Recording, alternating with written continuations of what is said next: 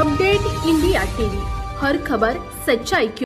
इस्लामपूर येथे एकमेकांकडे रागाने बघितल्याच्या कारणावरून यल्लमा चौकात युवकाचा खून।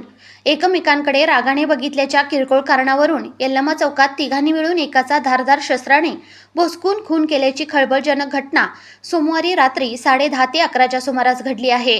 गौरव हेमंत कुलकर्णी, वय वर्ष 20, राहणार गणेश भाजी मंडई, इस्लामपूर असे मृत युवकाचे नाव आहे।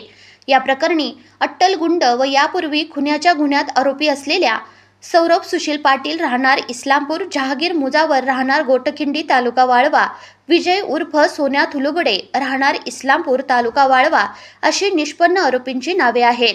या तिघांवर खुनाचा गुन्हा दाखल करण्यात आला आहे। इस्लामपूर पोलिसांनी काल रात्रीच या तिघांना ताब्यात घेतले असून याबाबत मिळालेली माहिती अशी की गौरव कुलकर्णी याने सौरभ पाटील याच्याकडे किरकोळ कारणावरून झालेल्या वादात रागाने बघितल्याचे निमित्त झाले। रागाच्या भरात सौरभ याने त्याच्या अन्य 2 सहकाऱ्यांना घेऊन गौरव कुलकर्णी याचा चाकूने भोसकून खून केला। सोमवारी रात्री उशिरा यल्लमा चौकात ही घटना घडली आहे।